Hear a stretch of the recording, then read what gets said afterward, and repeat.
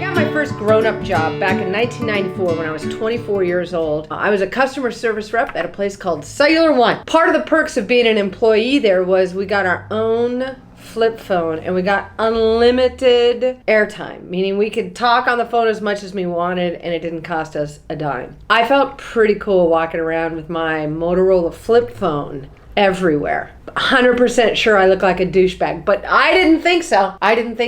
Because back then, not everybody had cell phones. What we did on the phones then, you could make a call out, you could receive a call in, and you had voicemail, and that was pretty much it. Look at all the stuff we do on our phone. We can transfer money, we scroll through social media, you might be even watching this on your phone. In fact, one of the things that we do most infrequently on our cell phones now is talk to people on it. So today on Food and Femmes, we're going to be talking about the woman who made doing all those things on your phone possible. Today we're talking about the Hollywood bombshell, Hedy Lamarr. And since Hedy liked fish, and a very popular lunch back in her time was a simple tuna fish sandwich, that's what I'm having for lunch today.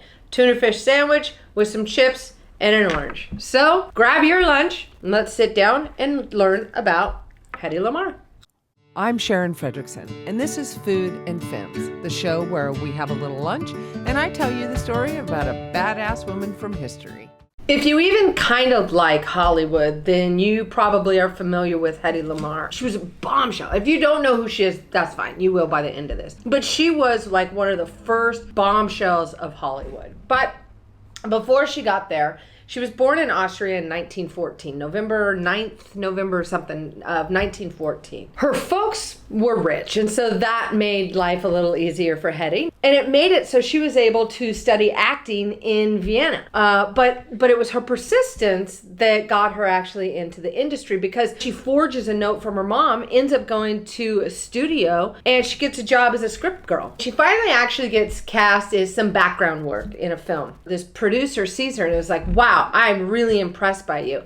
I'd like to take you back to Berlin with me. She started working with these other producers and started making some films. Finally, when she was 18, she gets cast in this film that was known worldwide, whether it was famous or infamous, called Ecstasy. The reason that it was so controversial is because in one of the scenes, it is a close-up of her face in the throes of an orgasm. And then they actually had a nude shot of her. So she's the first woman to appear nude in a movie. It even won an award at the Venice Film Festival. So in Europe, I mean, it's an art film. Over in the United States, it's like, oh no, that's a Dirty Bird film. We can't be having that Dirty Bird stuff.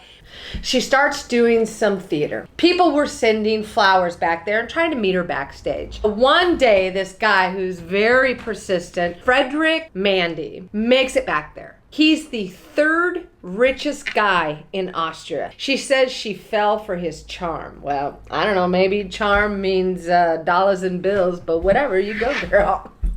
Her parents, who are of Jewish descent, can't stand the guy. They don't like him. Why? Because he's rubbing elbows with Mussolini and that POS Hitler. Well, it's Hedy Lamarr, and she's Hedy strong, and she's like, well, sorry, don't care. And they end up getting married. Wait, oh yeah, by the way, she's 18. He's 33. Hi. And he's super controlling. Won't even let her act. So the marriage goes on for like 4 years. And finally she's like, that's it. I've had it. I'm out of here.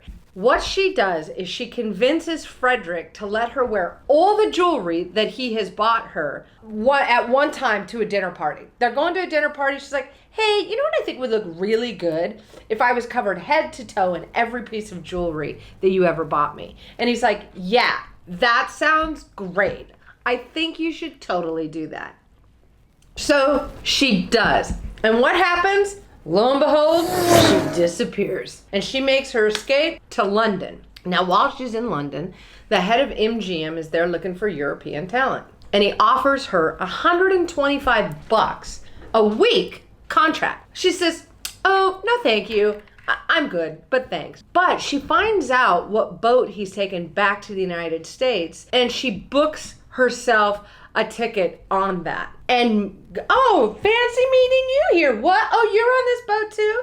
Crazy. So she's talking to him and convinces him, maybe you should pay me $500 a week.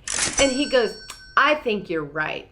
$500 a week is the equivalent of $10,700 in today's money. The thing is, it works out great. She goes from New York to Los Angeles, and she starts doing all these movies.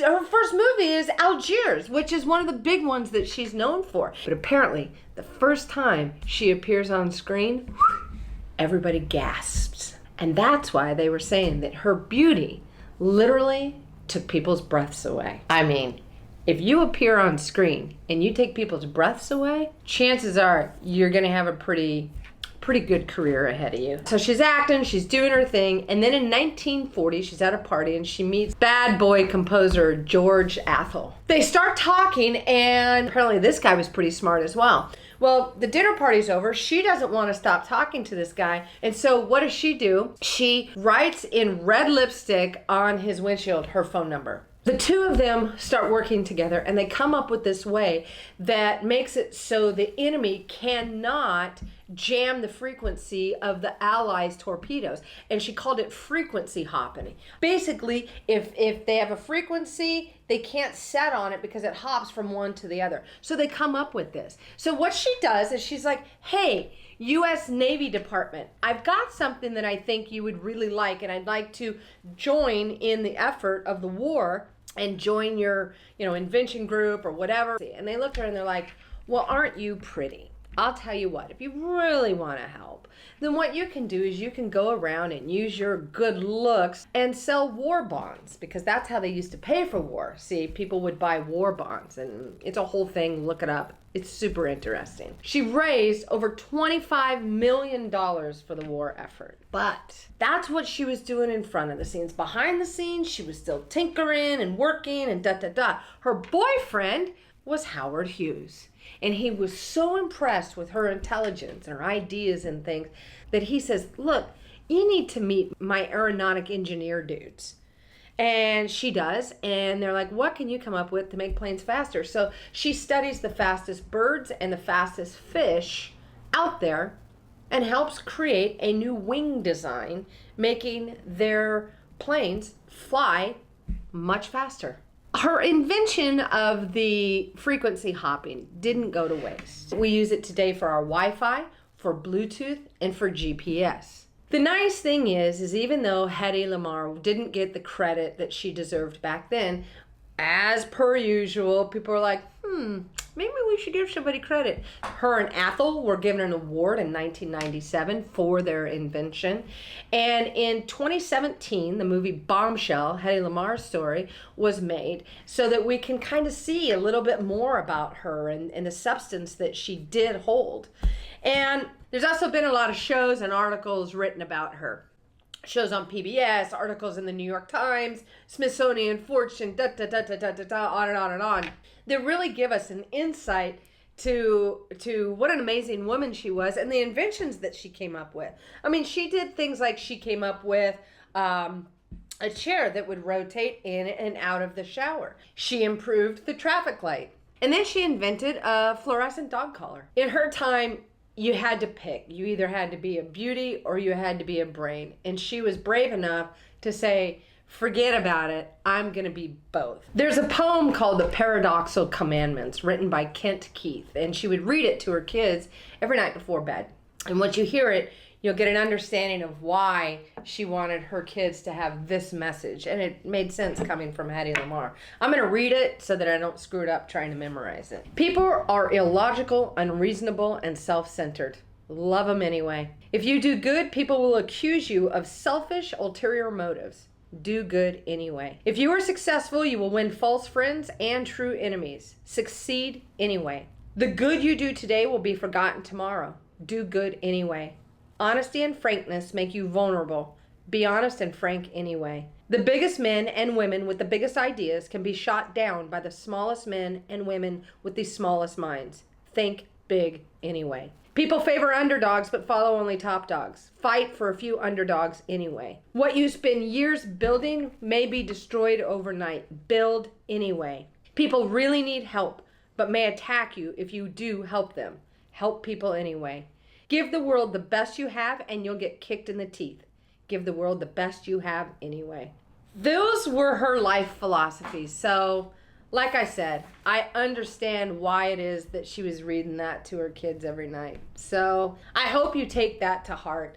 Well, that's it. Lunch is about over. I got to go because I got to finish eating. I hope you enjoyed learning about Hedy Lamarr while you were eating lunch. And make sure to like and subscribe so that you can hear more stories about badass women in the future. And let me know in the comments below what other woman you'd like to hear about. So anyway, that's it. Happy Friday. Have a great weekend. And I'll see you next week.